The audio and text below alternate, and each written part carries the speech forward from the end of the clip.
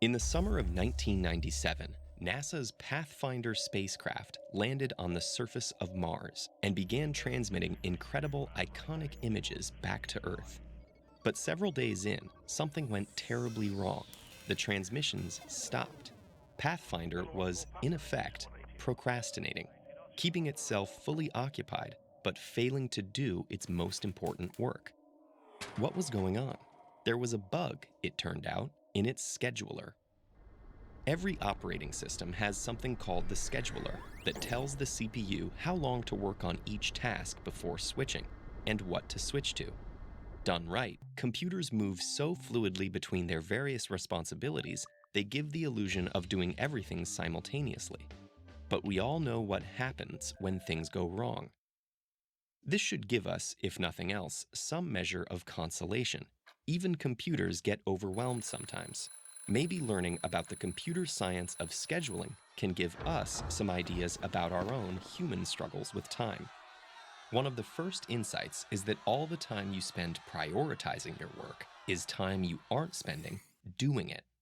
For instance, let's say when you check your inbox, you scan all the messages, choosing which is the most important. Once you've dealt with that one, you repeat. Seems sensible, but there's a problem here. This is what's known as a quadratic time algorithm. With an inbox that's twice as full, these passes will take twice as long, and you'll need to do twice as many of them. This means 4 times the work. The programmers of the operating system Linux encountered a similar problem in 2003. Linux would rank every single one of its tasks in order of importance, and sometimes spent more time ranking tasks than doing them. The programmer's counterintuitive solution was to replace this full ranking with a limited number of priority buckets. The system was less precise about what to do next, but more than made up for it by spending more time making progress. So with your emails, insisting on always doing the very most important thing first could lead to a meltdown. Waking up to an inbox 3 times fuller than normal could take 9 times longer to clear. You'd be better off replying in chronological order or even at random. Surprisingly, sometimes giving up on doing things in the perfect order may be the key to getting them done. Another insight that emerges from computer scheduling has to do with one of the most prevalent features of modern life: interruptions.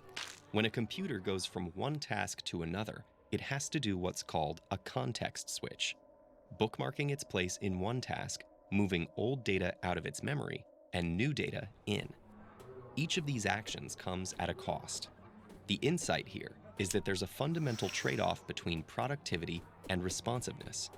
Getting serious work done means minimizing context switches. But being responsive means reacting anytime something comes up. These two principles are fundamentally in tension. Recognizing this tension allows us to decide where we want to strike that balance. The obvious solution is to minimize interruptions. The less obvious one is to group them. If no notification or email requires a response more urgently than once an hour, say, then that's exactly how often you should check them, no more. In computer science, this idea goes by the name of interrupt coalescing. Rather than dealing with things as they come up, oh, the mouse was moved, a key was pressed, more of that file downloaded, the system groups these interruptions together based on how long they can afford to wait. In 2013, interrupt coalescing triggered a massive improvement in laptop battery life. This is because deferring interruptions lets a system check everything at once, then quickly re-enter a low-power state. As with computers, so it is with us. Perhaps adopting a similar approach might allow us users to reclaim our own attention and give us back one of the things that feels so rare in modern life: rest. Are you interested in improving your own time